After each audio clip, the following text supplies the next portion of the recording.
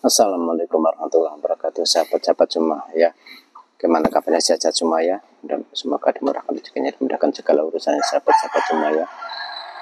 Nah, ini sahabat-sahabat Jemaah, selain kegiatan saya untuk memeriksa koloni yang ada di lokasi budidaya belut ya, yang ada di rak sana itu.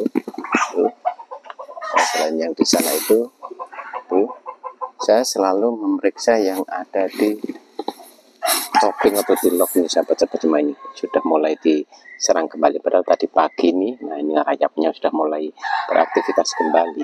Kalau tadi pagi ini baru saya lulurin oli sama solar sahabat-sahabat Jemaah, ini masih kelihatan basah oli sama solar, tapi sudah rayapnya sudah mulai beraktivitas kembali itu sahabat-sahabat Jemaah.